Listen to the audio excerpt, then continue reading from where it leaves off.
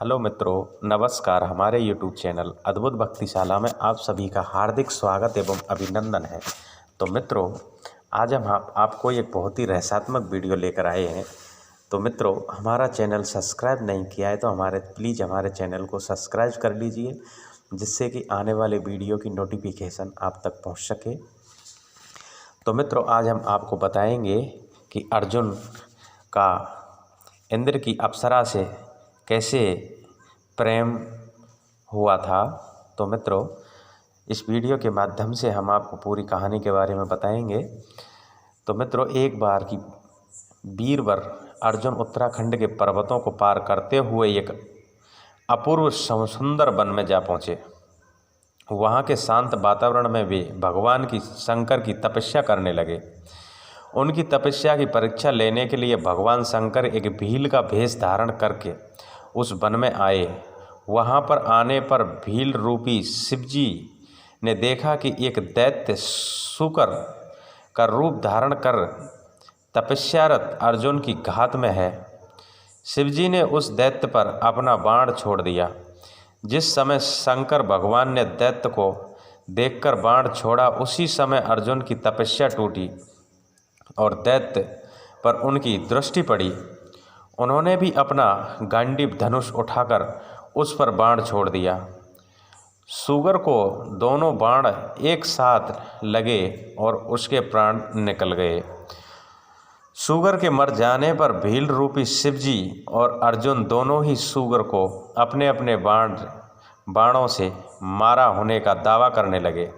दोनों के मध्य विवाद बढ़ता गया और विवाद में युद्ध का रूप धारण कर लिया। अर्जुन निरंतर भील पर गांडीव से बाणों की वर्षा करते रहे, किंतु उनके बाण भील के शरीर से टकरा टकरा कर टूटते रहे और भील शांत खड़े रहे हुए मुस्कुराते रहे। अंत में उनकी तरकस के सारे बाण समाप्त हो गए। इस पर अर्जुन ने भील पर अपनी तलवार से आक्रमण किया। अर्जुन की ताकत भी भील के शरीर से टकराकर उस दो टुकड़ों में हो गई। तो मित्रों, अब अर्जुन क्रोधित होकर भील से मल्ल युद्ध करने लगे। मल्ल युद्ध में भी अर्जुन भील के प्रहार से मूर्छित हो गए। थोड़ी देर पश्चात जब अर्जुन की मूर्छत टूटी तो उन्होंने देखा कि भील अभी भी खड़े हुए मुस्कुरा रहे हैं।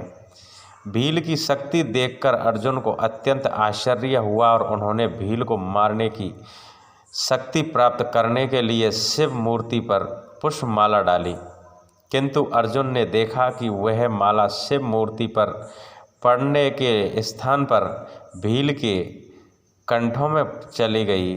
इससे अर्जुन समझ गया कि भगवान शंकर ही भील का रूप धारण करके वहां उपस्थित हुए हैं।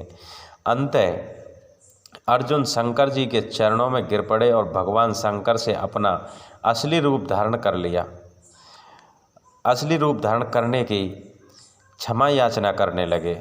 तो मित्रों, भगवान शंकर ने अपना असली रूप धारण कर लिया और अर्जुन से कहा कि हे अर्जुन, मैं तुम्हारी तपस्या और पराक्रम से अति प्रसन्न हूँ और तुम्हें पशुपत्य शास्त्र प्रदान करता हूँ। भगवान शंकर अर्जुन को पशुपत्य प्रदान कर अंतर्ध्यान हो गए।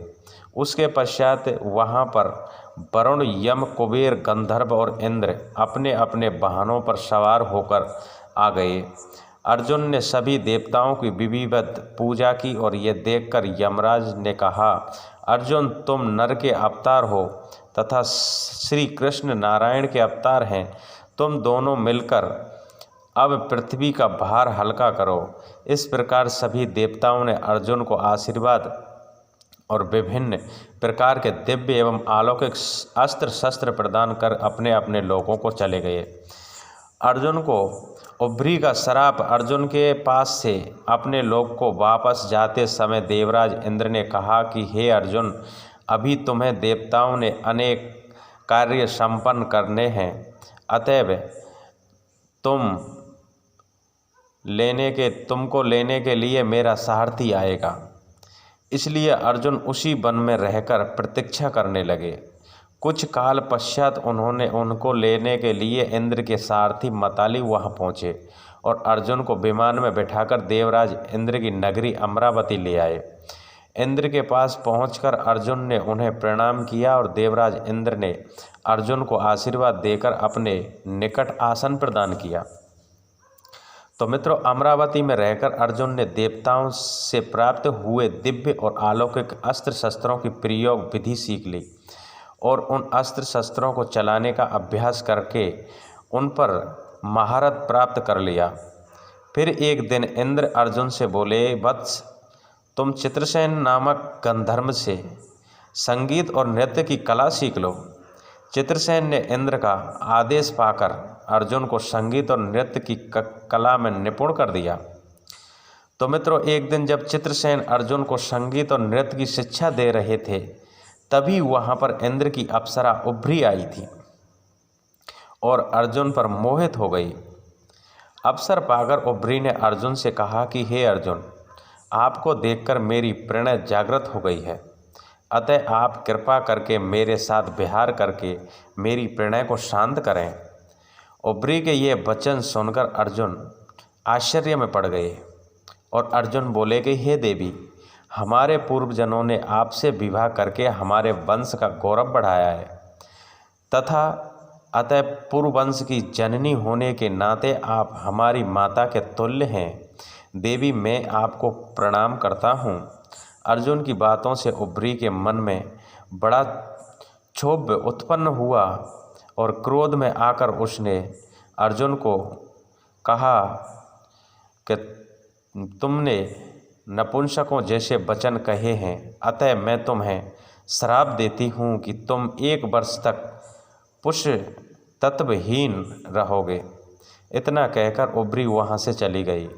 जब इंद्र को इस घटना के विषय में याद हुआ तो वे अर्जुन से बोले कि वत्स, तुमने जो व्यवहार किया है वह तुम्हारे योग्य ही था।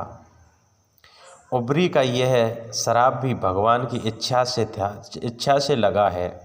यह श्राप तुम्हारे आयातवास के समय काम आएगा।